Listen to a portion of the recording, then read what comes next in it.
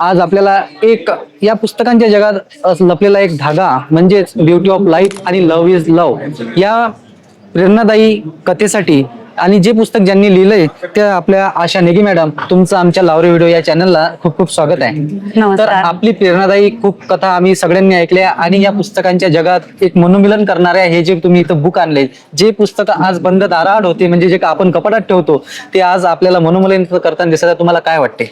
Of course खूप छान वाटतं की कॅन्सर हा विषय असा आहे की लोक जिथे विचारही करत नाही. बरोबर. कारण आपल्याला असं वाटतं की जेव्हा आपल्याला कॅन्सर होतो म्हणजे आपलं आयुष्य संपलं. बरोबर. पण मी माझ्या जर्नीतून एक शिकले की जिथे मला कॅन्सर झाला तिथून माझं एक नवीन आयुष्य सुरू झालं. अच्छा. आणि खरं तर कॅन्सर आहे ना अजिबात डेंजर नाही आहे. तो खूप एक कॉमन म्हणजे एक साधा आजार आहे, पण आपण लोकांनी तो इतका मोठा केलेला आहे. कॅन्सरनी माणूस कधीच मरत नाही. बरं. कॅन्सर या शब्दाने या भीतीने माणूस मरतो. ऍक्च्युली 2023 मध्ये मला कॅन्सर झाला. माझा कॅन्सर खूप अग्रेसिव्ह होता, खूप फास्ट माझ्या बॉडीमध्ये वाढणारा होता.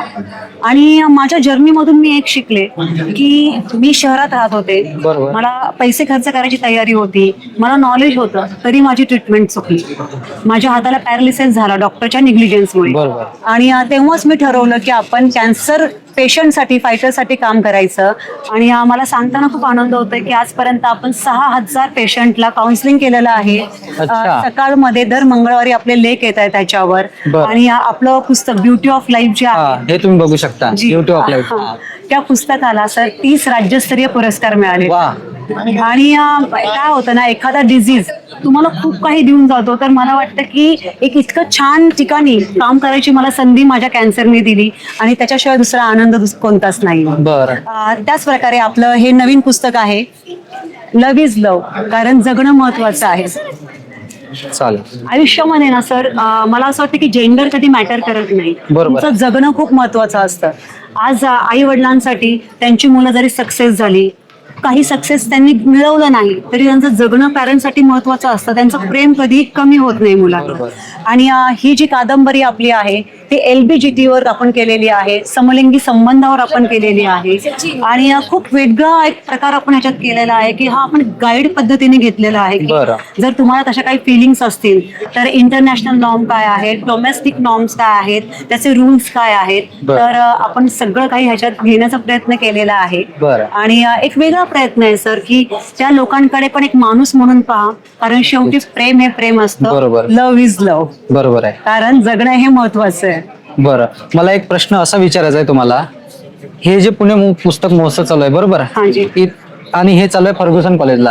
या फर्ग्युसन कॉलेजमध्ये अनेक दिग्गज होऊन गेले, जे लेखक होऊन गेले, सगळे होऊन गेले.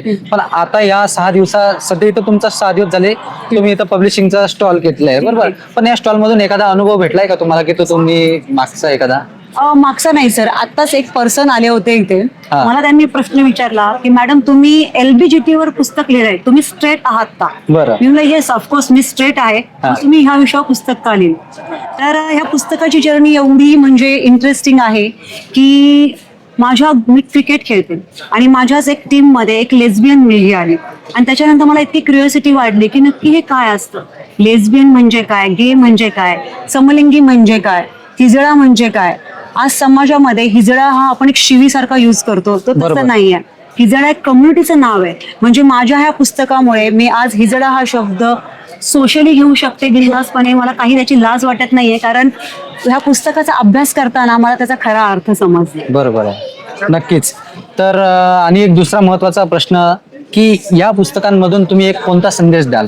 Of course sir, me beauty of life हे पुस्तक जे आहे की कॅन्सर हा आजार खूप साधा आहे पण हा आपण मोठा केलेला आहे. तर कॅन्सरला घाबरू नका. कॅन्सर हा 80% मेंटली डिझीज आहे आणि 20% फक्त फिजिकल आहे. बरं. तर तुम्ही घाबरू नका. तुम्हाला काहीही मदत कोणतीही लागली, काउन्सिलिंग लागलं तर आशा नेगी नावाचं माझं फेसबुकचं पेज आहे, तिथे मेसेंजरवर तुम्ही मला मेसेज बरं. करू शकता. नक्कीच. 24/7 माझा नंबर चालू असतो, तुम्ही कधीही मला फोन करू. तुमचा मोबाईल नंबर कळेल काय? जी 9604308408. 24/7 हा नंबर चालू असतो. तुम्ही कधीही केव्हाही मला फोन करू शकता. बरं, धन्यवाद.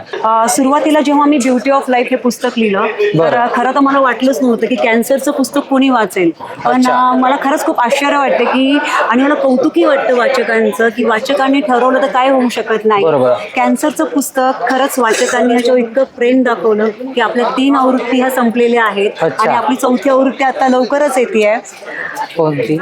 आणि नवीन पुस्तक आपलं आजच लॉन्च झालेलं आहे आणि ह्याला पण खूप छान प्रतिसाद भेटतोय वाचकांचा. बरं. आणि ऑफकोर्स एका लेखकाला ह्याच्याशिवाय दुसरं काही पाहिजे मला असं. बरोबर आहे. पण मॅडम, तुम्ही एक लेखक आहात, हांजी. याची नाळ तुम्हाला कधीपासून समजली?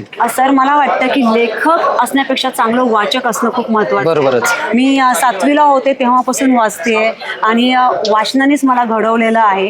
कारण म्हणतात ना, वाचाल तर वाचाल. बरोबर. आणि ते आधीपासून होतं मनामध्ये, त्याच्यामुळेच मी ओळख लिहू शकले सर. 100% बरोबर आहे. आणि एक युवकांना, युवा पिढींना, यंगरला तुम्ही एक संदेश काय द्याल? एका वाक्यात सांगा बरं मला. तर आपलं हेल्थ खूप महत्त्वाची आहे. तुम्ही तुमच्या बॉडीमध्ये इन्व्हेस्ट करा, कारण एखादा डिझीज जेव्हा तुम्हाला होतो तेव्हा तुमच्या बॉडीमधली जी तुमची स्ट्रेंथ आहे हीच कामी येते. तर एक्सरसाइज करणं, जिम जॉईन करणं ह्याच्यामध्ये तुम्ही इन्व्हेस्ट करा. थँक्यू.